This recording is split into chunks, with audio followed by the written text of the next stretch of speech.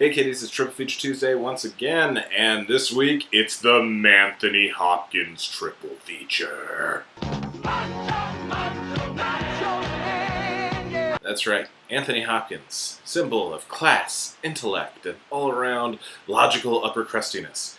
But every so often, he lets it out. And when it comes out, he is the manliest fucking thing on the planet Earth, and sometimes other parts of the Nine Realms. So we're going to celebrate those moments when Anthony Hopkins goes on screen and shows us all what little girly men we really, really are. Our menu is going to include Thor and Thor 2, The Edge, and Titus. Now, because he's not in the Thor movies that much, I'm just sort of lumping them together, because between the two of them, you just get a lot of good MANthony Hopkins. Because Anthony Hopkins, he plays Odin. He's the king of the gods. He's the king of the gods that are the gods of everybody. Like, everybody is scared of him. And it's just, he sells it every goddamn time he's on the screen. Like, half of the time, he's just doing it with the quiet grace, and it's just like, I know I'm the man, so I don't have to do anything. But then somebody stupid will challenge him, and then he will scare you half to death. Throughout the first movie, we see him just not only actively scaring the Jotuns, but then the Jotuns being scared of him. When Thor goes to Jotunheim to cause some shit and, gets in over his head, it's Odin who just comes down. All right, we're done. Everything's over. I don't care who started it. I'm finishing it. And Callum Fiore, who will come back later, playing Laufey, just accepts it. He's the king of the Frost Giants. He is a huge ice monster. And he's like, fine. And he's just Anthony Hopkins. And the fun thing about all these is he's just using the same Anthony Hopkins stuff, just turned up to the manliest possible extreme. Like when he's banishing Thor, like he's crying a little bit because he's sad that he did such a shitty job raising his firstborn son. The best part of that scene for me is when Loki tries to speak in Thor's defense, and Odin just growls at him. He just goes, "Ah!" And Loki's like, shit, you're on your own, buddy.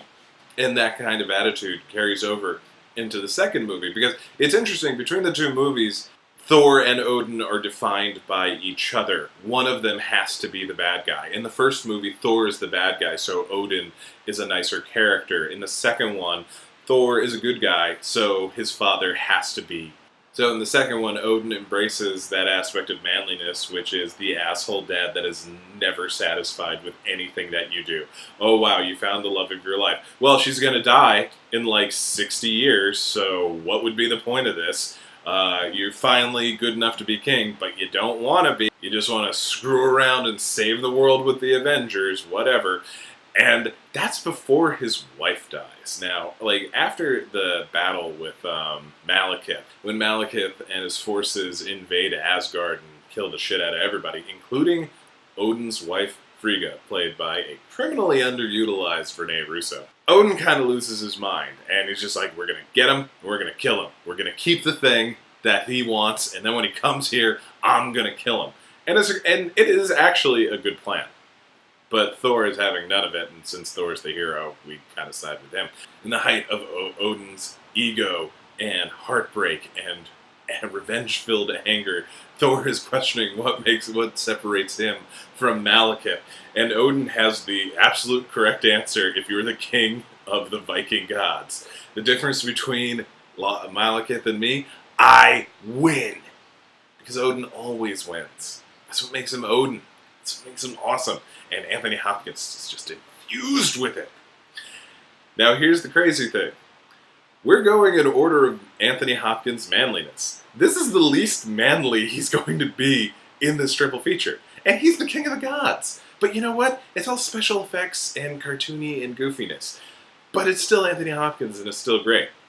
Let's talk about The Edge. The Edge can be summed up in one sentence.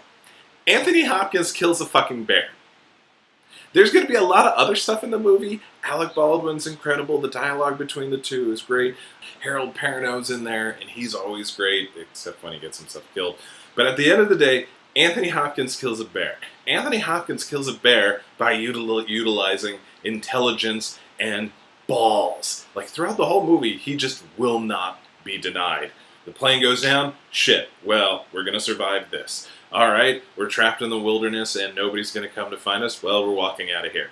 Oh, fuck. There's a bear. Well, we're going to run away from the bear, and then when the bear won't let us run away, we're going to kill the bear. And he uses survival skills to create MacGyver-esque traps to kill the bear. He even uses, like, when he's trying to pump up Alec Baldwin, who is just, it's great. Like, I love, like, the role reversal in the film, because, you know, we have, like, the older man who is tougher than the younger guy, and the younger guy is Alec Baldwin, so he should be a pretty decent dude throughout the whole movie, but he's not. But that's, you know, the plot that doesn't really matter in the face of Anthony Hopkins killing a bear. And so he ends up pumping him up. This is like what one man can do, another can do. And like they're chanting and they're making spears and there's fire, and then we just close up right on Anthony Hopkins, and he I gotta believe everybody like fought the urge to just have him say it directly into the camera, where he just goes, "'Cause today I'm gonna kill the motherfucker." And then he does. Bart the Bear. Bart the Bear was such a good bear actor, possibly the greatest bear actor, which is who he's the only bear who could have shared the scenes with Anthony Hopkins and really given him the challenge that he needed. But throughout the whole movie, it's just building up to Anthony Hopkins killing a bear. And then, you know, Anthony Hopkins killing Alec Baldwin with intelligence, because Alec Baldwin is a real piece of shit in the movie. But, my God, we go from just being a Viking god in a cartoon superhero movie to Anthony Hopkins killing a bear on screen. And it's just spear and bear. Oh. So what's the third movie? The third movie, Titus. Julie Taymor's adaptation of Titus Andronicus is one of the greatest things you have never seen. Unless you have seen it, and if you have, guys, right? Titus starts out with General Titus Andronicus returning to Rome, victorious over the Goths, led by Queen Tamara. Well, presumably by the king first, but Queen Tamara and her sons are all that's left. And Titus Andronicus only has 4 sons. And throughout the movie, it is just petty revenge on petty revenge on petty revenge on petty revenge between the Andronicus clan, the Goths, and even the Roman Emperor Saturnine, played by Alan Cumming. Wonderful. And it just escalates and escalates. And throughout the whole movie, Andronicus, as tough as he is demonstrating one of the greatest and worst of male traits. He's really stupid. Throughout the whole movie, he trusts the wrong people. He believes in a system that is very corrupt, like almost instantly corrupt from the beginning of the movie, and yet he's like, nope, I did my bit. Everyone is a man of honor, and they will do their bits for me. No, they won't, Titus.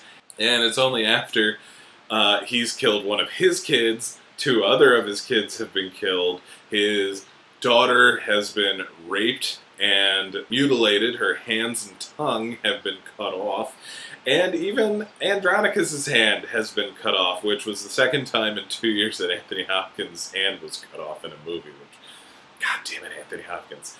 It's only then that he's like, you know what, let's kill everybody. And fun fact, he does. He and his people kill everybody. But one of the greatest bits, and this is a spoiler for a movie that is 16 years old based on a play that is 400 years old. Titus gets Tamara, the queen of the Goths, played by Jessica Lange, who's just fierce throughout this whole movie. He captures her, the only 2 sons she has left, Demetrius and Chiron, one of them being played by Jonathan Rhys-Meyers, and one of his greatest Euro trashy roles. I mean, Jonathan Rhys-Meyers will give you every gradation of Euro trash, depending on what your movie requires, but I'm pretty sure this one was like just ultimate Euro trash, even more than Velvet Goldmine. Titus tricks them, captures them, strings them up, slits their throats, cuts the meat away, grinds the bones into powder, turns the powder into pastry, and makes meat pies out of the boys, and then feeds them to the mother as like the first course of the revenge at the end of the movie. It's just, oh my god. Throughout the whole thing, Anthony Hopkins is wearing like a really over-the-top goofy chef's outfit, and really just I mean, the only thing that's getting chewed more than Tamara's dead sons is the scenery in that last scene, because it's amazing. And the whole movie up to it is amazing. Really, stop what you're doing.